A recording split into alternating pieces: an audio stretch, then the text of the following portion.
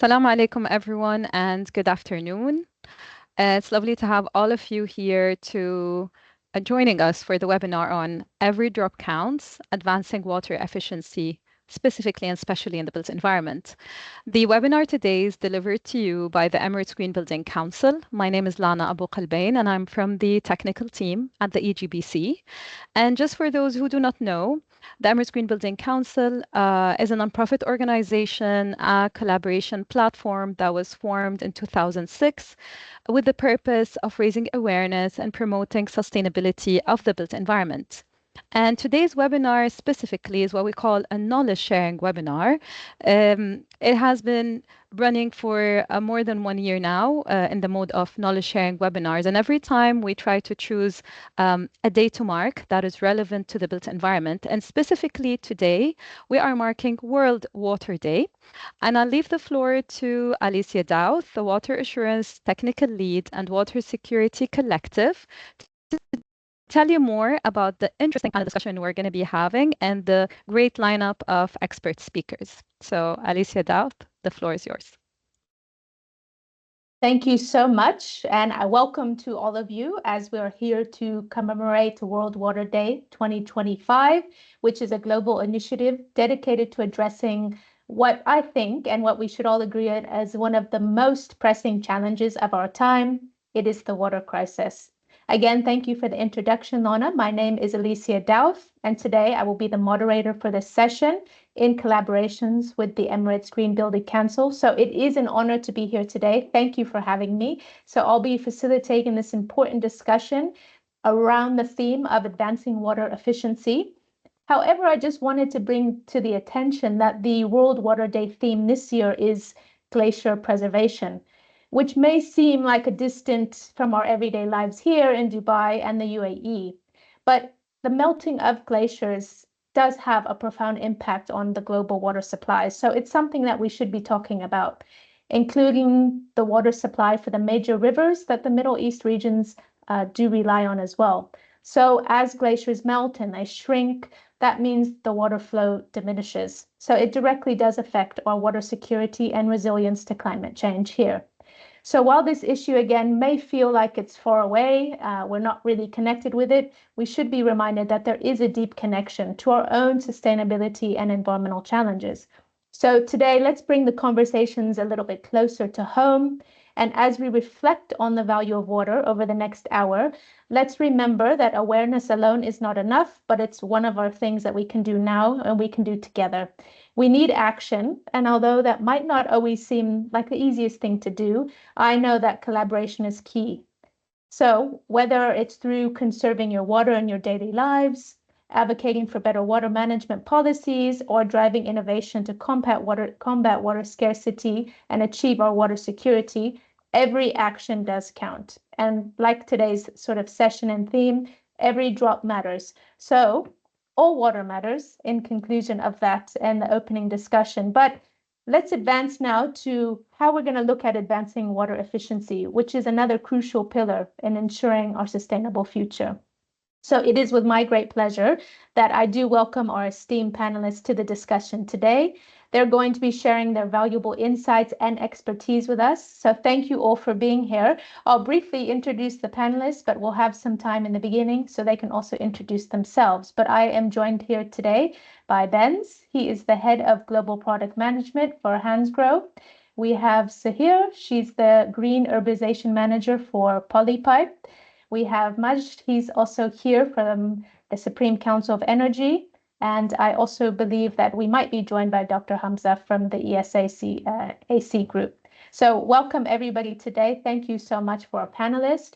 We do know that the topic today is water. And as water scarcity is becoming a global challenge and concerns, which does require enormous collaboration efforts to happen for collective action, I want to start with maybe looking at, let's see, Sahir, can we start from you and your organization at Polypipe?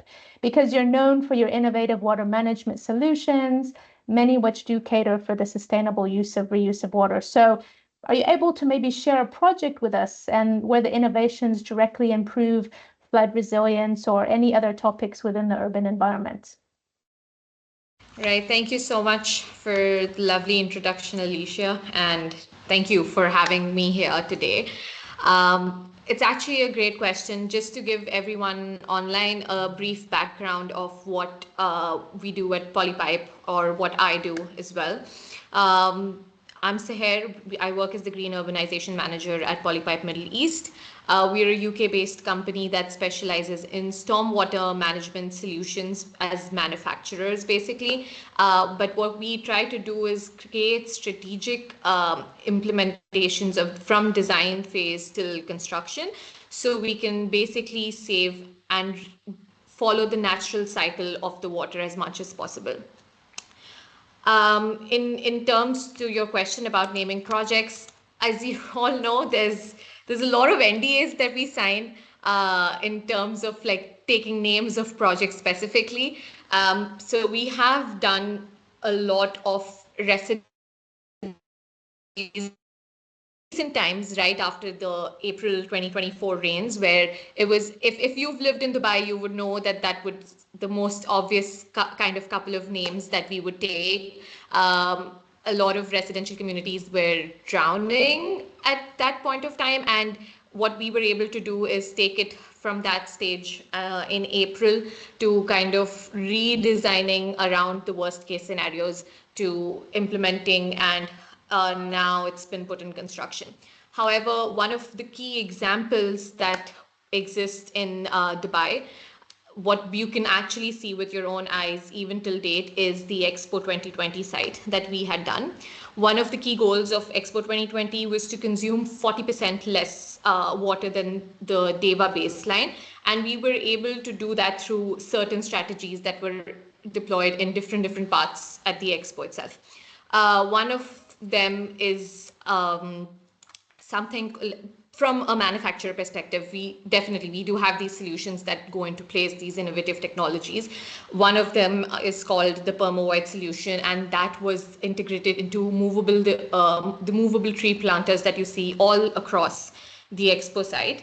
And what that has done is given us a net zero self irrigating solution that was cleverly engineered, and it helped basically overcome the MEP design complications, and it removed the complete need of conventional drip lines, pumps, and water tanks. Now, what this has done is not only conserve the amount of water that the plants were using through passive irrigation strategies, but also made it very easy in terms of how much water, like knowing how much water is really going into the planters, because it's already like a calculated volume, as opposed to your standard irrigation strategies. Apart from this, they were also very strategically placed in the roofs of the other pavilions, like the Opportunity Mobility Pavilion, as a shallow system that was completely wrapped to create this watertight attenuation tank, where any of the rainwater could be collected and then reused on site itself. Where you could, reuse this either for irrigation purposes or for any other thing that needed to be done. What we try to promote through these kind of strategies is basically the idea of source control, which is capturing rainwater where it falls. So we were able to maximize the space that was actually used for water conservation and water storage, and then, basically help reuse these on site. Again, like I said, Expo was a very interesting project for us because we were able to map out different strategies. We were able to use it in planters, we were able to use it on roofs, and finally, one of the most common strategies that you see is having these stormwater tanks below your trafficked or non-trafficked applications. And similar cases were also seen at the expo near the sustainability and the mobility pavilion, where we were able to incorporate these geocellular tanks under the infrastructure, and that amounted to a total volume of 1.78 million liters on site. So every year when it rains, this is the maximum capacity that we are able to kind of sustain and contain. And if you want to reuse it, it can be reused on site, or it can be safely discharged, and it helps you replenish the groundwater level. So I think just to answer that, I think Expo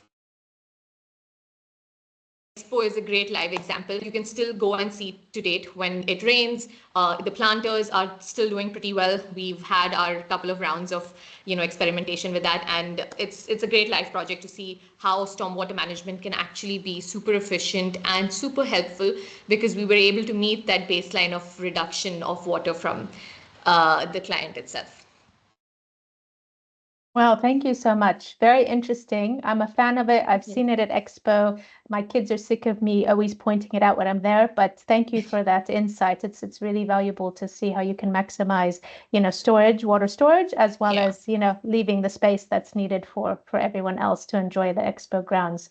So exactly, yeah. kind of Thank you. on that next point. No, thank you for that. It's really, really interesting insight. But if I move to Ben's, if you don't mind, I kind of want to know from your point of view. So balancing sustainability and user experience can be somewhat of a challenge, of how you get it right, of who's using what, how is it sustainable, how are they going to interact with that. So how does Hansgrohe ensure that these water efficient products are still providing that satisfactory customer support, but also delivering that sustainability? Yeah, first of all, thank you very much having me here. We are a manufacturer for showers and mixers, so typically bathroom items. And as you might know, in the bathroom, you are consuming the most amount of water, either in a commercial area or in your private households. And let me ask you all one question. Do you maybe if you close your eyes and remember back the last days, when did you take your last shower? Today in the morning, maybe yesterday evening. I think it's a nice feeling and it's relaxing. It's also a moment of renewal for yourself. But how many of you really know how many liters of water you are basically consuming? Just give a 1 second just to think about it. In general, you could say you consume per minute 15 liter in average, 15 liter per minute. And if you take a shower of 10 minutes, that equals to 150 liters of water that you consume during a showering phase. This is just one person a day. So if we think about every drop counts, then we have to tackle here the topic of reducing water consumption. And this is what we basically do. It's not only thinking of how to reduce simply water because of reducing it. It's quite easy to put a flow limiter into a hand shower and to bring it down, but you have to guarantee and keep the comfort still on a very high level. This is what is our intention always. And if you would know that it's not only about water saving, it's also about energy saving. So the fewer water that you're consuming, the fewer energy you're consuming, because on the one side it's the water consumption, but to heat up the water consumes a lot of energy and also CO2. So if you think about your next shower, think about a good performing shower and also a good performing shower that consumes less water. That saves you also energy and CO2 emissions as well. We have, in general, we have a North Star, which is called the Green Vision. 2 years ago at the last ISH, we presented our Green Vision, and this was all about to reduce the water consumption, the CO2 emissions, and the energy by 90%. That's a strong statement, and it's a vision, of course, and we are working towards this vision, but it takes also a lot of efforts to come there. So on the one side, it's a lot of innovation by ourselves, but this vision should be also an invitation to the entire sanitary industry to rethink how we are using this valuable resource, water, in the bathroom. thank you for that. It's sometimes we forget, you're right, that the bathroom is a place where, we take a moment to ourselves. So it's great to know that you're tackling sustainability as well as our comfort, which is important. So thank you for those insights. We'll come back to some more of that later, but I do want to now head over to Majd, and I really want to know what's happening in Dubai and addressing. So what is Dubai doing to address sustainability? So I'm hoping to get the scoop if you can share some insights on the integrated water resources management strategy and the key targets, and give us the down low if that's okay. Yeah, thank you, Alicia. Thank you so much. I'm very pleased to be part of this webinar and to join you and EGBC on this very important topic. With regards to the water strategy, Dubai launched its integrated water strategy in 2017, and it's the first strategy in the region to integrate different water resources. So all water, this includes desalinated water, recycled water, and groundwater. So it transitions away from a fragmented water approach system into an integrated approach. Our main goal, as per the title of this webinar, is to use every drop of water and to double the recycled water production, to reduce desalinated water demand by 1/3, reduce groundwater use by 30%, and achieve a resilient and balanced water supply. On the desalinated water side, we aim to increase the reverse osmosis technology in desalination power plants to 42% by 2030. Currently, we are at 13%, and this will significantly reduce the energy used compared to traditional thermal desalination power plants. In addition to that, and aligning with the decarbonization targets, our aim is to generate 100% of our desalinated water from clean energy and waste heat by 2030. Recycled water is also a very important topic for Dubai, especially we aim to expand our production of recycled water, the use of recycled water. In 2024, we've generated more than 100 billion meter cubed of recycled water, and we aim to increase the recycled water production. 100% of the green spaces in Dubai are covered by recycled water, and we also aim to use recycled water in district cooling power plants and firefighting operations. And this significantly reduces our reliance on desalinated water, as well as many financial savings. So the use of recycled water in Dubai has resulted with approximately 2 billion dirham savings in a year. And we aim to double the production of recycled water. So the integrated water resource management strategy looks at different aspects. So it looks at the desalinated water, how to reduce it, how to reduce the demand from desalinated water, how to replace it with recycled water, how to improve the network of recycled water and to make it smarter and increase it, as well as how to preserve groundwater.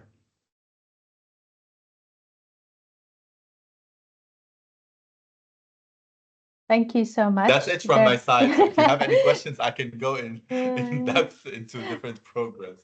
I know we could probably talk about that the whole session, and I'd love to, honestly, but I think this gives us a sort of good overview on what you all are bringing to this session, and that's key because you're all doing something really important, and like we said, for every drop in every way. So thanks for those. But maybe now we can sort of rewind slightly, because I just want to know from each of you again, and we can maybe go in the same order that we just went in, but I'm just wanting to know what the biggest barrier for us to overcome for effective water conservation. What do you think from your perspective and the field that you're working in? What is the biggest barrier for us to overcome effective water conservation? It's something today, hopefully something that we can do now soon. So maybe Sahir, we can hear from you on your thoughts on that.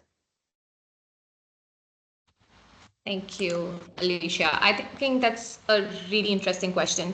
One thing that I've noticed so far in the panel is that we're all doing something related to water, but on very different levels. But I think part like when you look at water as a whole and what we can do, and what is one major barrier, in my personal opinion, that would be the mentality and the norms that we've been around so far, especially within the construction industry. The idea of sustainability, the idea of water conservation, the idea of, you know, water efficient design, all of this revolves around a lot of cost and money investment that needs to be involved.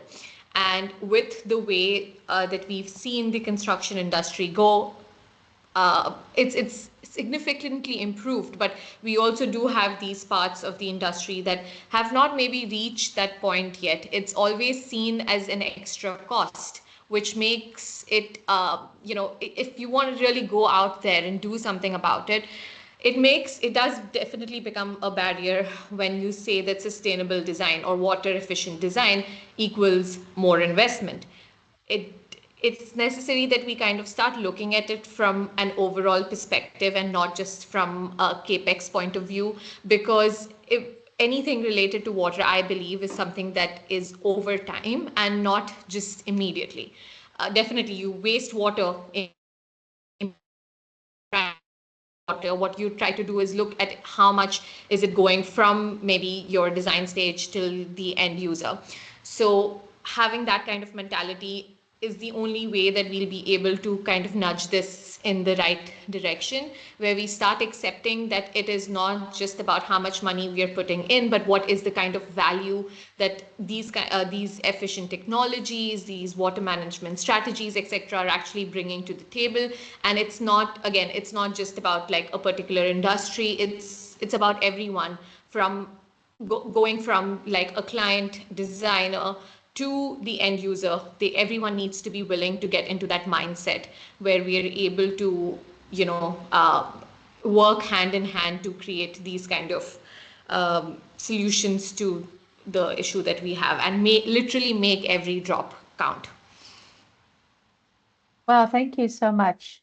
I love that insight. So maybe Benz, you can sort of give us your thoughts on that. What do you see in your field as the biggest barriers? Because for me, we can't really put a price on water. However, when you say water infrastructure, water, people tend to sort of freeze up a little bit. So what about you? What do you think? I think it's the biggest barrier is always awareness and knowledge. And you should, as I said, brought the example of the hand shower or the shower that you take, it's 15 liters per minute.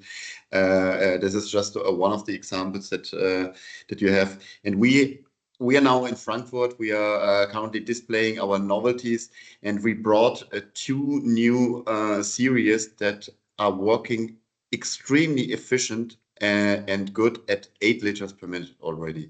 So if you see the difference of the average that you counted, the 15 liters per minute, and now having 8 liters per minute, that means billions of liter of water that you can really save. And not only water, again, also energy. And we have sometimes a nice example. 1 minute of shower has the same consumption like driving a Tesla or any other electric car for another 1 minute with high speed on the German Autobahn, at least. So that's just to give something as a reference. And most of you maybe also didn't expect, but the highest CO2 emissions are being generated during the usage phase of just such a shower. So the production is only 1% of the CO2 emissions. So although it's only 1%, we are looking in the product development how we can reduce also the CO2 emissions during the production phase. So we have an internal target. We take always a reference product from the older series, and we want to reduce the CO2 emissions by 50%. It's an ambitious target. I'm not saying that we are always going to hit it, but this is an internal attitude that we are trying to establish for ourselves. And again, 99% of the shower water consumes the most CO2 emissions, and we are really looking into technologies that drives the water consumption down, but keeps the comfort on a similar and same level. So the 8 liter showers that we have here I can assure you, you will not feel such a big difference because we made also studies on the end users, and we make sure that you have a fantastic shower experience. Thank you. Thank you so much for that. You're making me want to go take a shower now, but we'll do that later. But Maj, what are your thoughts now? Overcoming barriers, because I think people think there's lots of barriers, but we're all doing something great. We're all adding, and being part of the solution. So how do you feel from what you're doing in your perspective?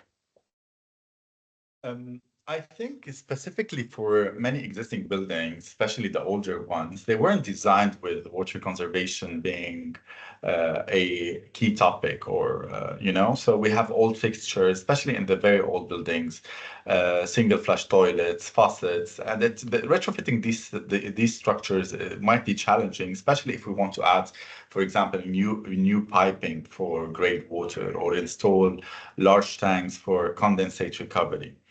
So there is this issue of that these old buildings and retrofitting existing buildings in particular can be challenging, especially if we're adding the piping and piping system. And I want here agree also with Sahar in the beginning that she spoke about the cost. I think there is a perception that these water-efficient devices have a higher cost than efficient ones.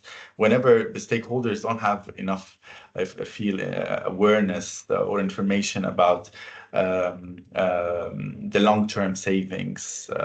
And this is where we need to focus about educating stakeholders about the long-term savings that can happen from using efficient water devices.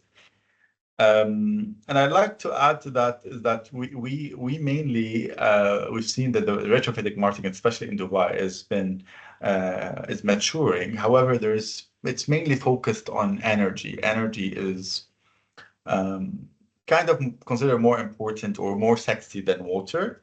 So and usually water is like bundled with energy, and I think this need to be changed. And with the update of the demand side management strategy, which we have done last year, our main focus is in the retrofit program is to go beyond the shallow retrofits. So the reduction of 10-15% of energy and water consumption in buildings, and we want to go to deeper retrofits, like 30% or 40% reduction.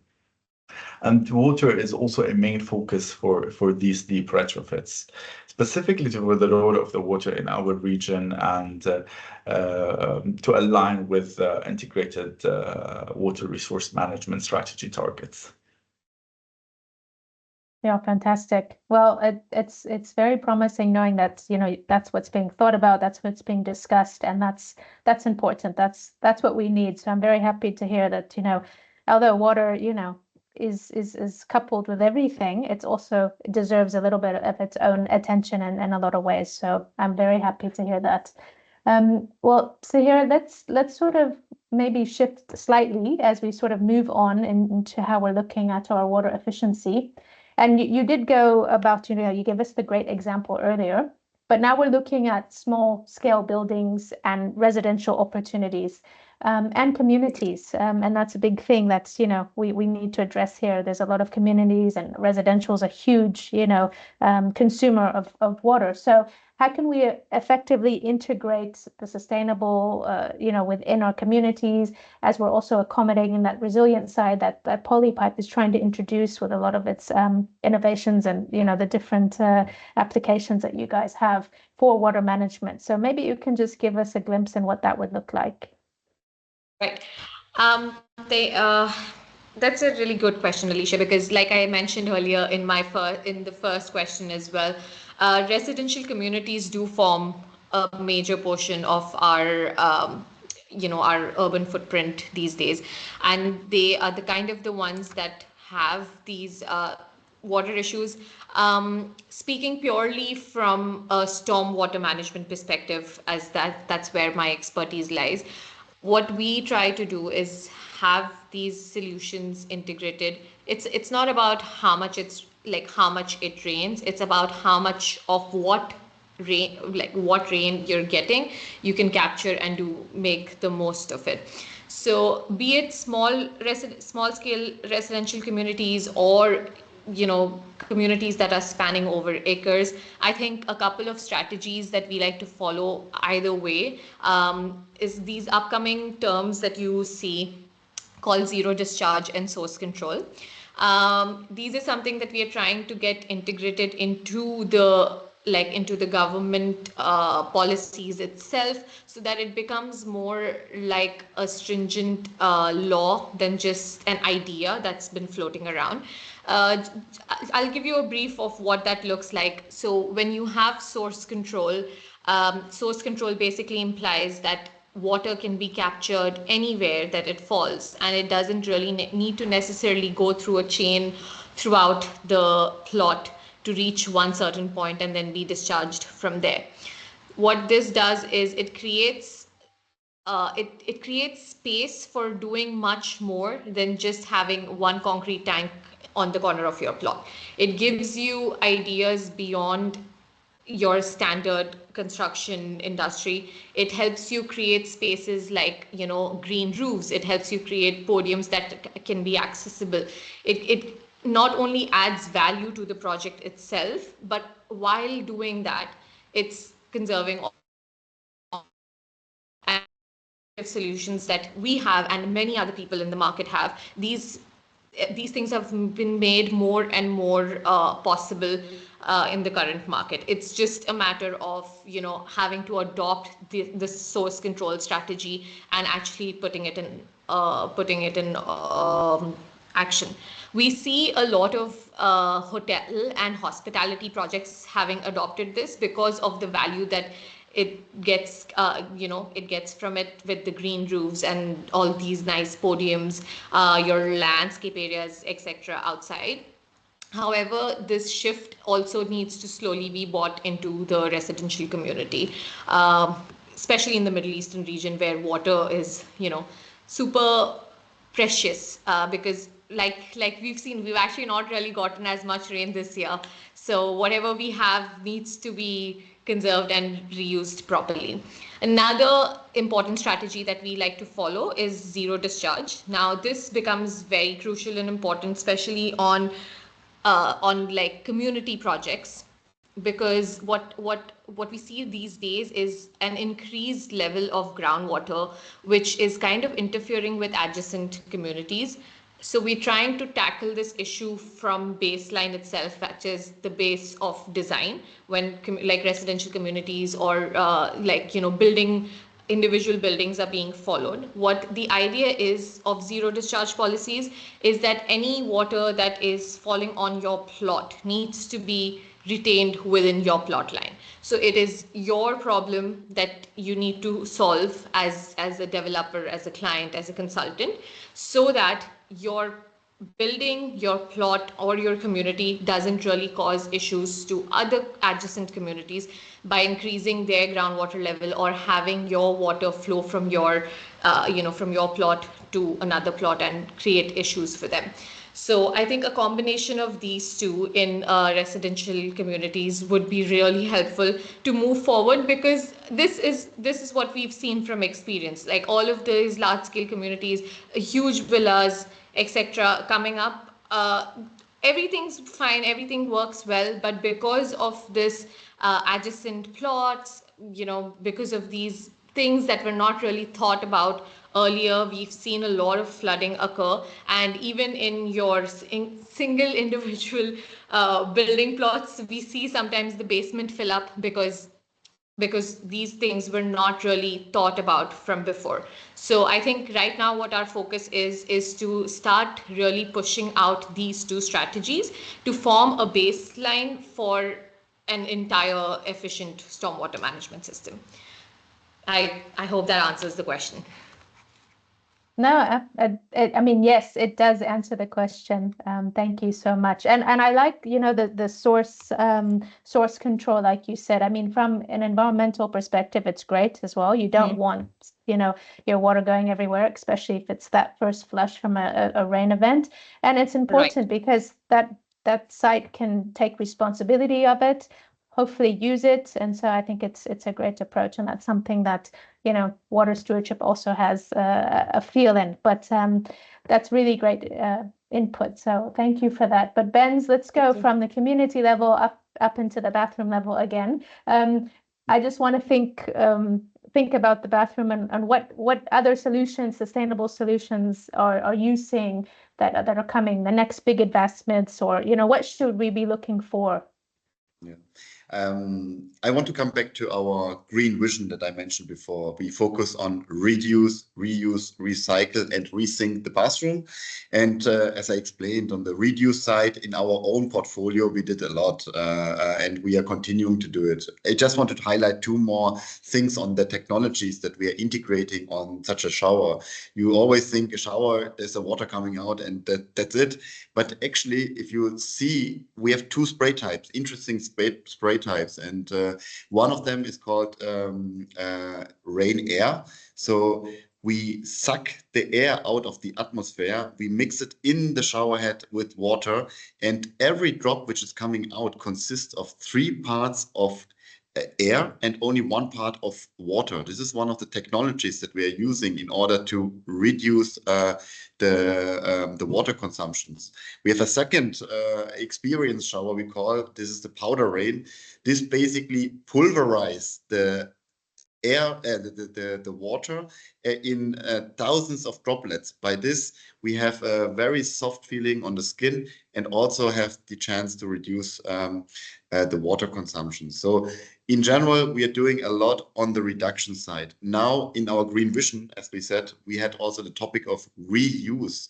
So the question now is how, as a manufacturer for faucets and shower, you can integrate the reuse or recycle topic. And we were searching for a solution for gray water recycling, and we identified an interesting company. It's a young, dynamic company that are producing or innovating the gray water recycling for private houses, for hotels, for public buildings. And basically, they're using the shower water, which goes into the device, and the device is recycling the water, the gray water, based on a completely natural process without using any membranes, filters, or chemicals, and using it for either flushing the toilets, so or using it for the washing machine or for the gardening. And that's a really interesting consumable product, because it has only the size of a small cabinet. And this is a really interesting part. And this should be this could be one of the research fields that we are going to invest more. Although again, we are just an expert in showers and mixers, but our green vision gives us the guided North Star to say we want to go beyond our capabilities. We want to discover new options. Furthermore, there are also other search fields, without going into a lot of details, that you can heat recover. There are heat recovery concepts or circular showers that you also can tackle. Wow, that's a really, really exciting sort of things to look forward to. If not, I mean, so it's called rain air. That sounds fascinating. And I mean, at some point it'd be interesting to learn, maybe not now, but offer another discussion on how that will move away from, you know, it can move into rural areas or other spaces that, you know, don't have running water. So that's really great for that insight. So definitely something to look forward to as the next big advancement. But Majd, I just want to come back to you, if that's okay, and sort of looking now with what you said earlier about Dubai's reduction rates and what you're hoping to achieve. So what immediate and long-term actions are needed to accelerate this water efficiency across the different sectors? So we talked about 30% reduction in water consumption by 2030, 50% by 2050, just some of the numbers that you earlier mentioned. What are those immediate long-term actions that you'd like to maybe share with us? Yeah, definitely. So we have many programs under the demand-side management strategy that targets water. So the first program is which was updated last year, is net zero ready buildings. And in that program that's mainly focused on new buildings through building regulation and compliance. And the strategy requires a regular update of the code. There's an update next year and another update in 2031. And these updates will ask for higher requirements in terms of efficiency, of energy and water. So both of them will require it. So this is how we're targeting new buildings. The second program, which is building retrofits, as I said before, so we're focusing on moving deeper into the retrofit, achieving higher savings and focusing also on water. There's a new directive that has been issued this year to the Dubai government entities. So for Dubai government buildings, for the new buildings in Dubai, from 2026, all new buildings in Dubai should be hold a gold Safat rating system. So this requires also some requirements underwater. By 2031, all new buildings, Dubai government buildings, should have a platinum certification. This means also additional requirements on water. For existing buildings, we're also mandating Dubai government buildings to achieve 30% reduction of their water use by 2030 across the portfolio. So government entities, big government entities have to reduce water consumption. And this is where the measures that were mentioned, either in bathroom or in kitchens or for irrigation as well, it's quite important. And I think so these are two programs on the demand side management, one for new buildings, one for existing buildings. We have a new program focusing on industrial sector and focusing on how we reduce energy and water consumption for industries, existing industries in Dubai, but also new industries, because as per the D33 economic agenda of Dubai, which aims to double the GDP of Dubai by 2033. So and part of it is sustainable manufacturing. And part of that sustainable manufacturing, new manufacturing, is also sustainable water management in these industries. No,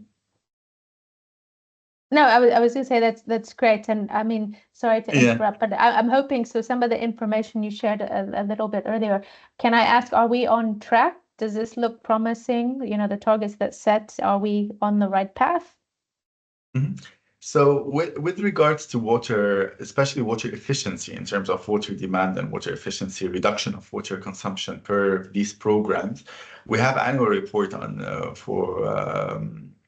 for the demand side management strategy that is published on annual basis, and we report on water savings per program on annual basis. And we've seen that we track also the water per capita figure of Dubai, and we've seen 17 or 18% reduction of water per capita figures in Dubai since 2010. So this is definitely, there. We'll also do a financial analysis to see how much we're saving from demand management, and that's 15 billion dirhams in terms of energy and water reduction under the demand side management strategy. So there is progress happening, and last year we had the update of the demand side management strategy to align with different strategies, to align with the net zero strategy, with the updated federal demand side management strategy. And next year, we're going to update our integrated water strategy to see what's happening on recycled water. Also, stormwater was mentioned, and with the flood as well, that's a big topic to discuss. And this integration, the decarbonization aspect of desalinated water as well, and the expansion of recycled water network. All of these come together, into one part. So our role is to look from a very high level strategic point of view on how waters are managed, and and to achieve the reductions in desalinated and groundwater as well. So there's two other programs which I didn't mention before about the regarding the demand for water. So a program which focuses on equipment and water use equipment that we use in buildings and devices, and there is the standards. So there is periodic update of these standards or minimum requirements for these standards, the star rating of these equipment and what is supposed to enter the country, and what's the minimum requirements for new buildings and that sort of thing. So there's an update for that as well. And for sure, focusing on irrigation. Irrigation is, there's a lot of public spaces in Dubai, and focusing on irrigation, efficient irrigation is quite important. Well, you're very busy. I can hear that. So thanks for those updates. It just gives us some insight on what's happening, and of course also ideas of how we can all contribute to this and support this and consider it for, going forward. So thank you for that, and appreciate all the work that all of you guys are doing. I'd like to now sort of, unfortunately, come to our last question that we have. But all the input so far has really been valuable, and I hope others feel the same way as well. But based on sort of the earlier topics that we've had, and sort of giving your insights and perspectives, as well as, some of what you guys are doing, I'd like to know that what is the most immediate action that can be taken to drive that meaningful water conservation? So this, it's kind of a big question to ask, because we know that there's a lot of moving parts in this. But do you feel that, water stewardship could be part of the solution? I'm not pressing this on for my own agenda, because of course I do, specialize in water stewardship, but I think that it might be a missing piece, and I'd like to hear what you guys think about that. How, or any other, what you think could be that solution in addressing these needs for that collaboration, innovation, action. We just want to wrap everything up. What do you guys feel about that? So maybe, Sahil, we can come back to you, and then we can go on to Benz and Maj to get those thoughts from you guys as we spend the last, I think, 13 minutes or so of our conversation. So feel free to wrap it up, leave us with your insights and things that we can take forward after we leave this session today. All right, great. Thank you, Alicia. I think just from this session, it has been great. Like from what Majid has said in his last question, I'm really looking forward to what they come out with. It's quite interesting, and it's very closely related in some sense to what we try to vouch for and encourage in the community as well. To drive meaningful water conservation and the conversation around it, the most immediate action that I feel like that needs to be taken right now is the widespread adoption of sustainable water management practices in all levels of the society. And this would include not only how we capture water or store and manage water, but also focus on reducing the waste and mitigating the effects of flooding and the replenishment of the natural water resources. Now, these would involve having like systems that allow for retention to ensure water is responsibly used in both urban and in around our rural settings, and to incorporate techniques that manage water at source, including like localized water management, storage, smart irrigation systems like Majid rightly mentioned, and more effective drainage systems to avoid situations like what we've seen in the last year.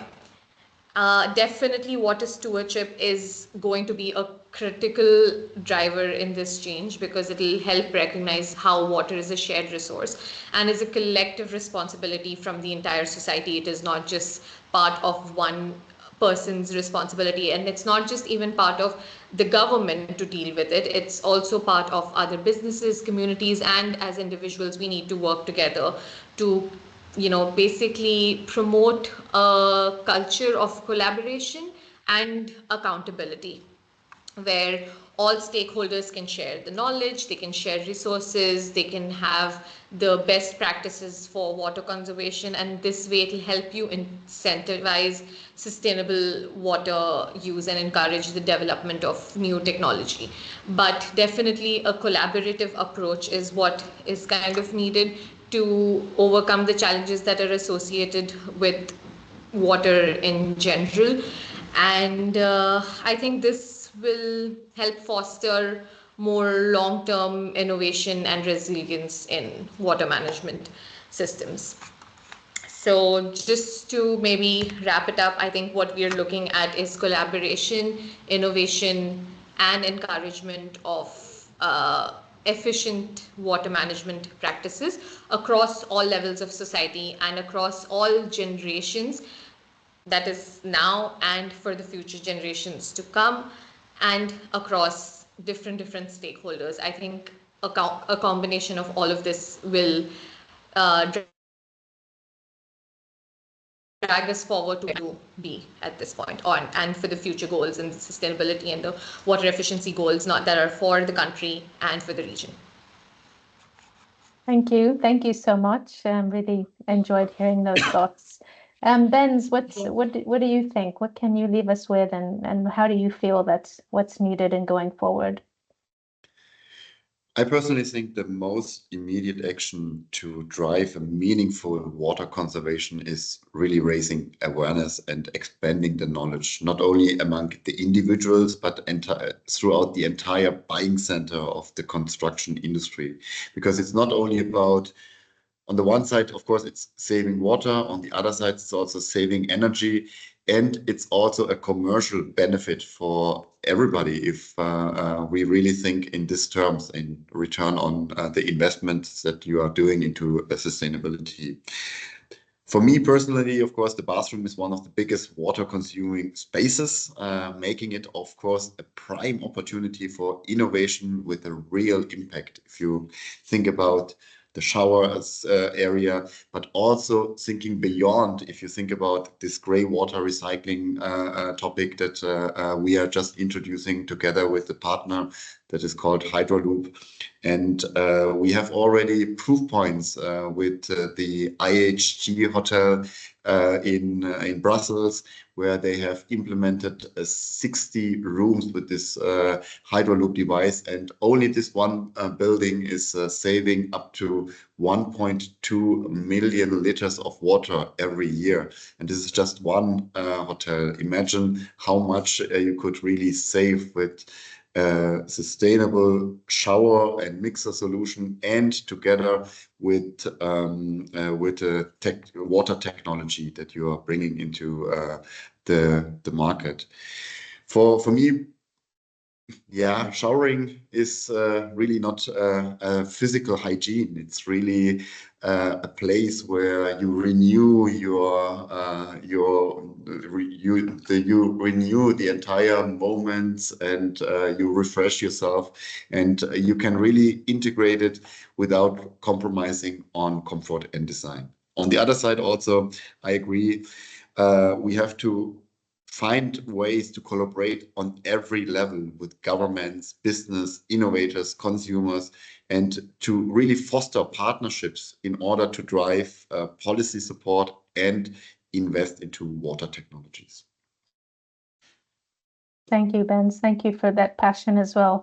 It's great to have that on board as we're all trying to do our part in this work. But Maj, we've come to you and really like to hear sort of what are you thinking of water conservation, driving that meaningful change? What do you feel sort of that puzzle piece is? The perfect answer from Sahar and Benz. I agree with all their points with regards to knowledge, awareness, with regards to collaboration is quite important as well.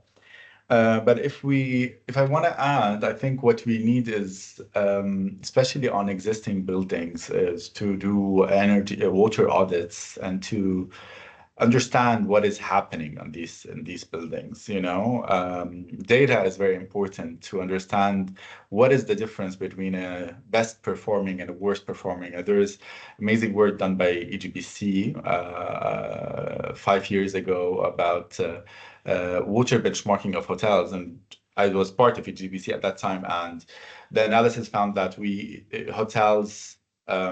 poor performing hotels consume 3 times more water than best performers. There are different aspects to it. For example, there is the the laundries, if they have laundry services or not, if they have pools or not, the size of the pools, all of that is part of the game. But there's also efficiency part of the game. So efficiency plays a very important role also. And there's a significant potential. So we need data, we need benchmarking for different sectors to understand what is happening in existing buildings, specifically with regards to water. And for that, we need also audits. And I think a key priority would be from us, from our strategic point of view, is integration. As again, like integration of different waters, understanding how we're using water in cities, how can we reduce our consumption from the desalinated water and integrate other water sources, benefit from each and every drop of water. So the main concept is that we produce water, a drop from DEWA desalination plant, and then we use it at their house, and then we collect it, and then we reuse it again. And this is the main concept of how we're trying to think about water. So integration is quite important, and I think also awareness. It all starts with us as people, as the residents of the UAE, and I think. If you have the best system in place, if you have the best shower head or whatever, and you keep the shower open for 5-6 hours and you forget about it, so you didn't do anything. So I think there's a lot that can be done also on the awareness level. And DEWA has done actually a great job with the Green Bill here in Dubai, where you can see benchmarked against your neighbor, your water performance, and this will give you an indication if you're consuming more water or not. So I think, yeah, awareness is key, especially on water, and people need to understand that water is valuable resource in our part of the world. Yes, absolutely. Thank you so much for that. And I guess that's why, this session of Every Drop Counts is what we mean. Whether you're thinking of us as a drop of in the ocean, I think we all make up to do something really valuable and special here, and all on the same journey. We all need this resource, so we all need to do our part. And so thank you all of you for joining us here today. It's been really a pleasure to sort of, I wouldn't say interrogate you, but to also hear your thoughts and what's happening, what you guys are up to. So I appreciate you opening up to some of that points that we had earlier. So this does bring us to the end of sort of the discussion that we have here formally. So again, thank you so much for joining us. And I don't know, Donna, if now we want to open for questions. We have a few minutes, but yeah, we have 3 minutes, but amazing discussion. Maybe we can go up to the first question. It says, are there real actions that have happened because of the integrated water strategy that was introduced in 2017? What has happened because of this legislation? So, I mean, Majd, I think you tapped into a lot of changes that have happened. Yeah. On the integrated water strategy, hopefully also this year we have an internal reporting system, but hopefully this year we're also going to have a public report which will show the progress on that. Amazing. Another one says wastewater. Are there any changes to the regulations related to it? So, any thoughts? Meeting the UAE water specifications. Water regulations, wastewater regulations are in Dubai are under the responsibility of Dubai municipality. There has been changes to the wastewater tariff in Dubai, the sewage tariff, but that's the DM responsibility. And there was, in 2 minutes, a question on baseline, if I'm not mistaken. And we always, as EGBC, I mean, when we are also coming up with reports, it's always very tricky to have a baseline to benchmark against, which will help entities, organizations, regardless of the topic, be it energy, water, embodied carbon, and so on. How do you baseline so you can benchmark, so you can start categorizing what's better and how much percentage you want to become more efficient from. So the question says, what about the baseline? How's the baseline established? I mean, compared to what the reduction target is set. So this is for the water reduction target. Any thoughts in a minute? and how usually the baseline is established? We have baseline for the demand side management strategy, which we on every 5 years we have a consultant come to develop. For example, we have a 2019 baseline, and then if we need to readjust it based on the economic growth of the country, and then but usually we have 2019 as the baseline consumption. Okay. Fair enough. With that, we hit 2 o'clock, and great discussions. This session has been recorded. It's going to be uploaded to our website and to our YouTube channel. So feel free to watch it at any time and reach out if you have any questions. We'll be more than happy to support and guide you. So thank you, everyone, and have a lovely iftar and rest of your day. Bye-bye. Thank you. Thank you. Thank you, Lana. Thank you for helping us through this. Thank You're you. welcome. Bye-bye. All right. Take care, everyone. Bye-bye.